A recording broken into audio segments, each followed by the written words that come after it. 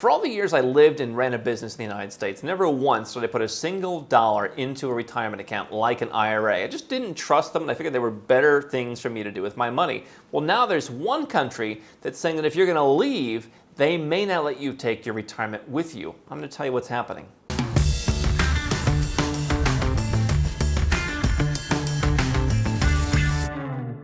Hi, I'm Andrew Henderson. This is Nomad Capitalist. We're the channel and the company that helps 7- and 8-figure entrepreneurs and investors legally go where you're treated best.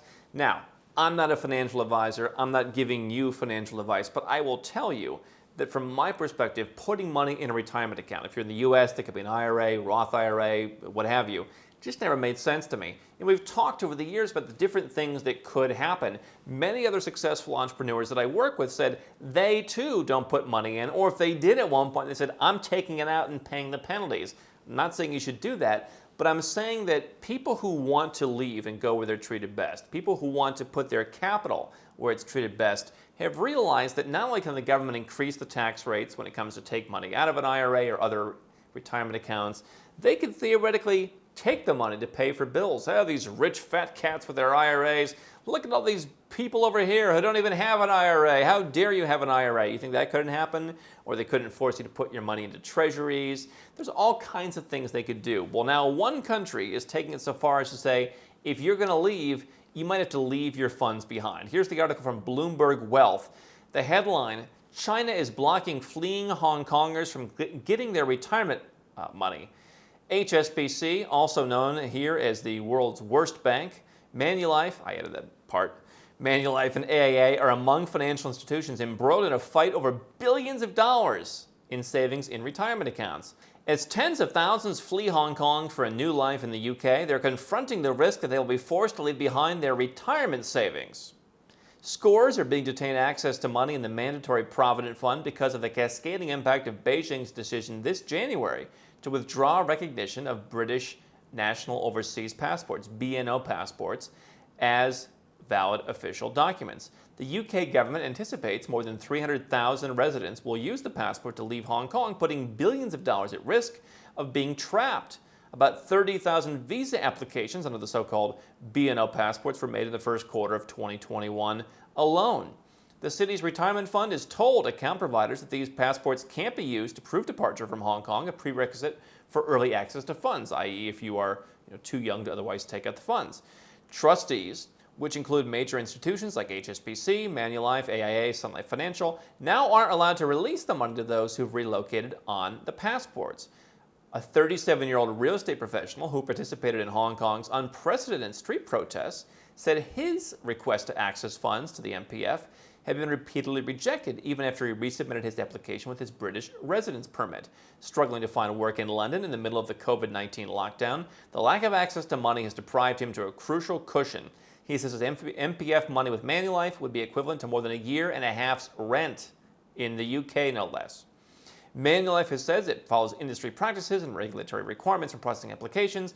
Another couple who moved to the UK in April have about 400,000 Hong Kong dollars stuck in 2 retirement accounts in Hong Kong. Initially, HSBC staff accepted their documents and told them to expect approval in 3 weeks. And then they ended up waiting in a basement for months on end with everybody else trying to get their money from HSBC.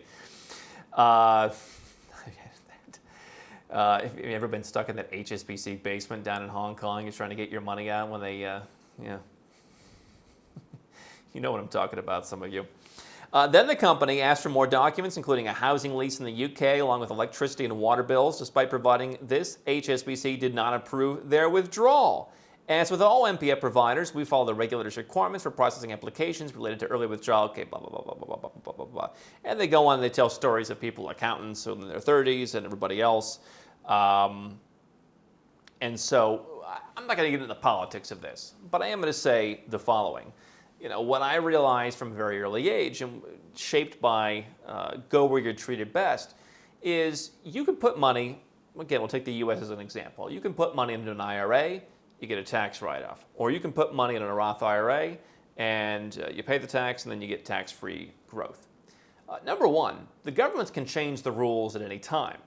Now, is that constitutional in these countries? I don't know. You think that'll matter by the time they get around to doing it? Probably not. We've seen retroactive taxation already happen. We've seen all kinds of crazy things that probably don't seem like they would be legal, or at least shouldn't be legal, happening in the US and elsewhere. You've seen the lack of freedoms in the last year and a half. The government can pretty much do whatever they want, and they will pay lip service to the Constitution. They will pay lip service to the law. I think at the end of the day, the courts would rule in their favor. They want to change the rules. Certainly they can raise the taxes on something like an IRA where you're going to pay tax when the money comes out. They can raise the rules. Now, Hong Kong has had pretty good rules in terms of investment, taxes on investments. So Hong Kong was already a step ahead on that. But if you go to the US, Canada, Australia, what have you, and you plan on taking out money, first of all, I never understood this argument that people say, oh, well, save some money in a retirement account, and when you retire, you'll have less money coming in, and so your tax rate will be lower, as if having less money should be a goal in order to pay a lower tax rate. But taxes are going up in the Western world. All the Western politicians have made no secret of that in the last year and a half. They've just been chomping at the bit, waiting for their excuse to raise taxes. And so if you're taking money out of an account that's taxed when you get it out, well, then you're going to pay more than you may have expected to. All the while, your investments in a retirement account, which are generally limited in terms of where they can be invested, are getting lower returns.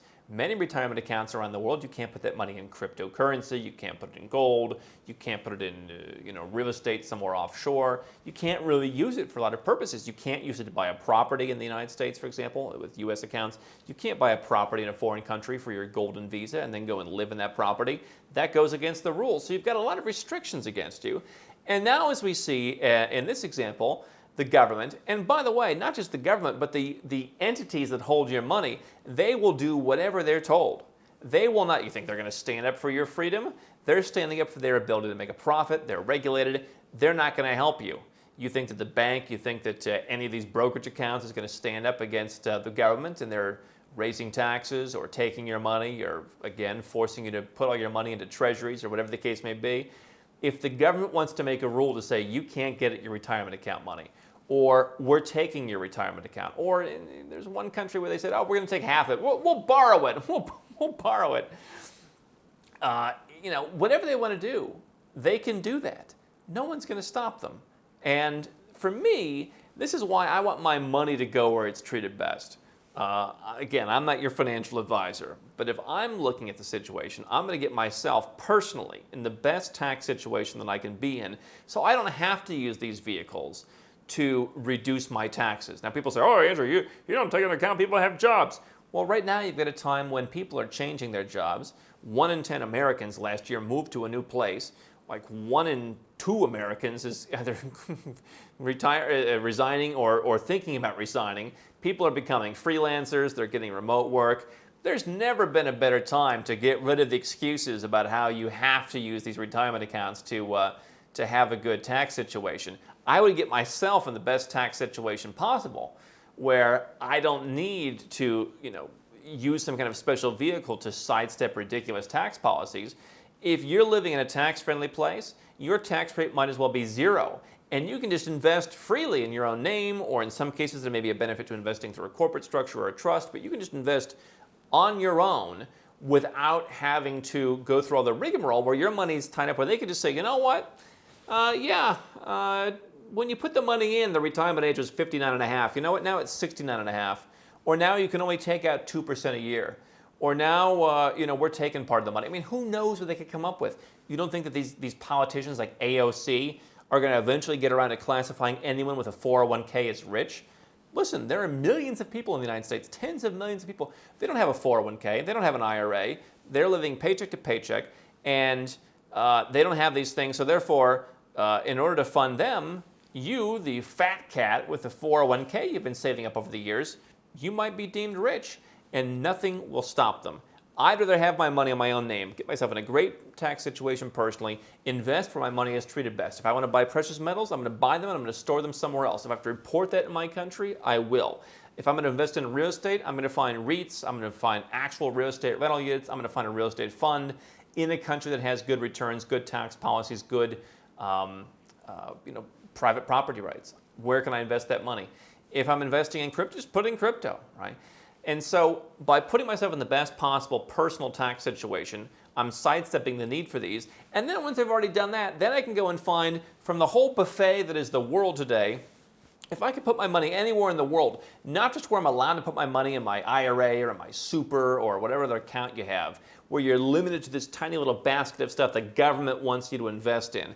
Oh, in the US, we'll throw you a bone a couple of years ago. They said, oh, you can invest in gold, physical gold stored in the US. Because that's never gone wrong in history. For people who had their gold stored in the US, I mean, you might as well just like get ready to hand it over to them if there's ever another gold confiscation. I'm not saying there's going to be another gold confiscation, but like if you have your choice of storing gold in Singapore or Switzerland or Utah in a place that's accredited by the same people who may make some kind of cockeyed change like this, where do you want your stuff, right? You want it in some place in Utah where they know exactly where, I mean, and I'm not saying hide your money. Follow the disclosure, do everything properly. But I've always believed that retirement accounts are going to be a big pool, the largest pool of untapped wealth for politicians to come and grab. I want to have my money out of that. I want to have the capital where it's treated best. I want to have the best personal tax situation. And if I already have money in one of these retirement accounts, I'm going to look at it. Can I move that offshore, like in the United States? Can I get my IRA offshore? Or, again, what are the rules about taking it out and then just deploying it personally? Even if I'm going to take a hit now, taxes are probably going up. Policies may be less favorable. These are all things to discuss with a financial advisor. It's something that we talk to people about all the time with our network of professionals who handle these retirement accounts. But quite frankly, I'm not trusting the government with my retirement cash. Don't stop now. We've got well over 1,000 more videos here on YouTube for you to watch and learn how to go where you're treated best. And if you want to work with Nomad Capitalist personally, go to nomadcapitalist.com/apply, learn about our unique, tried and true process, garnered over years of experience, and learn how you can become our client.